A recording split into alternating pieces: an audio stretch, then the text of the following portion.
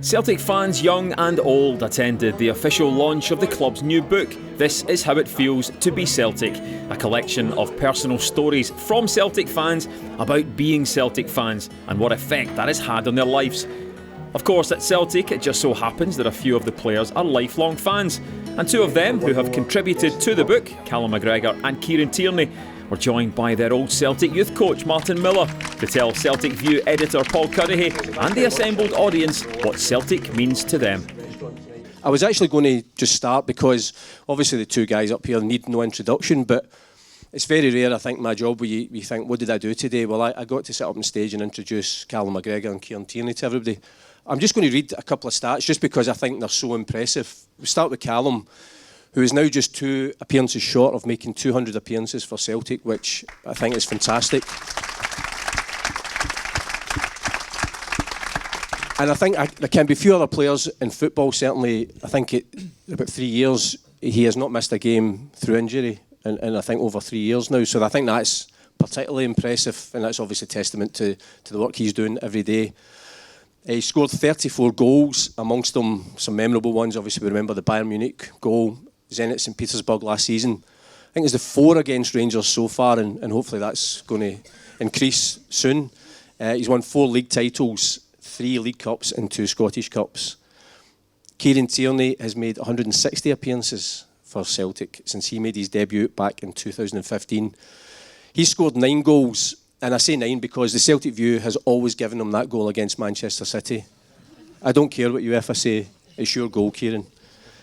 He's won 3 league titles, 2 League Cups, 2 Scottish Cups. He's been the Young Player of the Year 3 times, and also his goal against Kilmarnock last season was the goal of the season.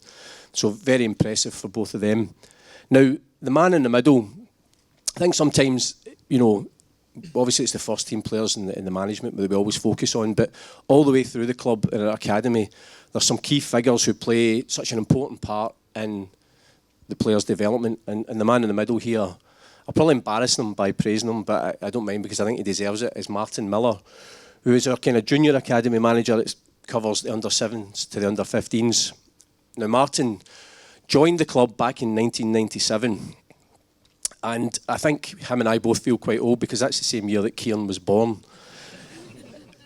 He was originally brought in by Eric Black, and then the late Tommy Burns, God bless him, made him the junior academy manager. He was a business studies teacher for 33 years, and he retired from teaching in 2014. I think he retired in the morning and then was straight into work at Lennoxtown in the afternoon full time. So a key figure at the club is Martin. So that's your panel for tonight.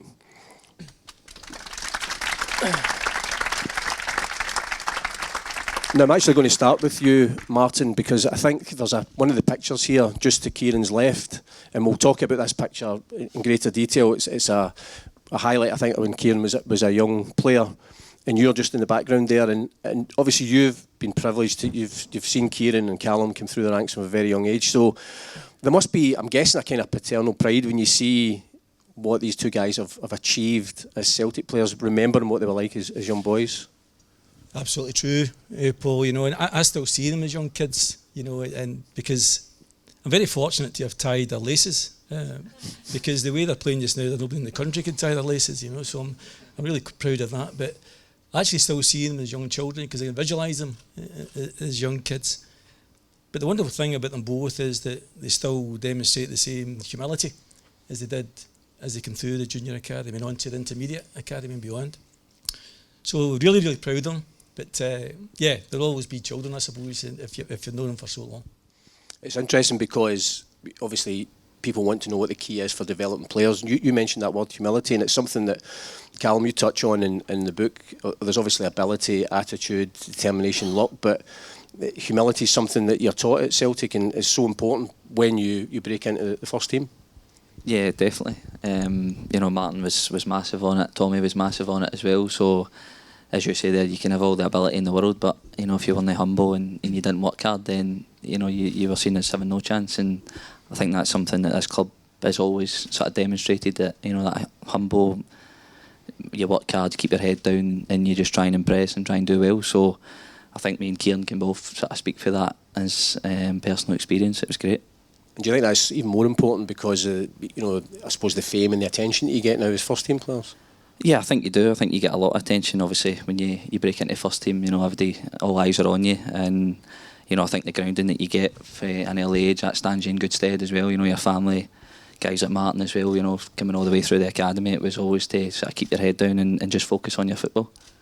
Kieran, I mentioned that picture just behind you, and obviously different coaches through the levels have identified your talent, but does it get any better when somebody like Shunsuke Nakamura says you're the guy and gives you a pair of his boots? Yeah, that was a special day for me. We got told we were training at Celtic Park for something for the World Cup for Japan. We trained, and little did we know Nakamura would walk out of the tunnel and train with us. So just to train with him was a dream come true for me. But as in that picture you see, I got his boots was special. And you've still got them. It's a treasured memento, and that obviously must take you back to when you were coming through the academy, and moments like that must give you a real boost. Yeah, it's crazy to look back. Like, who'd have thought all the way back then I'd be sitting here today talking about it. And as I said, I've still got them framed in my room, and it's something I'll always keep. I mean, Martin, that day when the boys get to train with Nakamura, and even just to get out on the pitch at Celtic Park must have been great. But it's those things that obviously are incentives for the boys as they're coming through the ranks. Absolutely, yeah. And I don't think that Callum and Kieran actually appreciate how important they both are, and James as well. We've got to mention James, who's played I think 316 times for Celtic. So think of the number of appearances that these three guys have made, who have come all the way through the academy. It's quite remarkable. But I don't really genuinely think they understand the impact they now have and still have. The big thing about the Celtic youngsters is we do the Celtic turns, so there's something like 67 Celtic turns. We refuse to go to 60, we need to stay at 67 for the Celtic turns. So, but we've got a Celtic turn after KT, we've got a Celtic turn after James. We talk about their journey coming through the academy. Don't worry, Callum, we've not got a Celtic turn for Callum. But what we use Callum for is his scanning. He's absolutely incredible at scanning. So he's the guy that the kids look up to in terms of the scanning, the awareness on the pitch and the use of the ball. But these guys are huge incentive for our youngsters, and they're wonderful examples for the coaches within the academy. Because you know what, talent is important, but talent on its own is nothing. They need to work the talent. And we get two examples sitting here of guys who worked incredibly hard, who, as I said before, remain humble, but have got wonderful family backgrounds as well, which is very, very important too. So they've demonstrated the commitment required to see themselves all the way through the journey to the first team. So hugely important to us, Paul. Kieran, your other Celtic connections that maybe people won't realise until they read the book is it was Paul McStay's father who scouted you originally, and in the book Raymond McStay, who's one of John's three sons, was at the club. Willie McStay was obviously there, made it to the first team. Paul was one of the greatest players ever to wear the Celtic jersey. But Raymond says when they used to go and visit his dad's flat, and bear in mind what the three sons had achieved, there was only one jersey hanging up on his dad's wall, and it was a Kieran Tierney signed jersey that Kieran had presented to him. And they used to always say, where's our jerseys? But it was a kind of sense of, I think he was really proud. I think he saw you the way he'd seen his three boys, just a boy that wanted to play for Celtic, so him to have played a wee small part in that. That must be nice for you as well to know that you had that impact on him. Yeah, because for me, if it wasn't for him, I wouldn't be here today. He started it all for me. I think he said he'd seen me 5-10 minutes and he knew that I was going to play for Celtic, and just to hear that from him was so special, and for him to have my shirt on his wall was really special as well. I mean, I haven't asked Paul McStay what he feels about that, but I'm sure he'd be okay with it, because again I think they are a Celtic family and Celtic supporters, so they're always willing you guys to do well. We touched on another influence in Tommy Burns, who obviously important with you, Martin, through the academy. Callum, you spoke about how important he was, and I think in a lot of the chapters, whether it's players or as fans, he'd a profound influence on this club and people coming through the ranks. Yeah, definitely. I think every day that speaks about him, there's never a bad word said about Tommy, and that was testament to how nice a man he was, and how dedicated he was at Celtic. So, I mean, for me, he was that really early part of my Celtic career. He was a massive influence.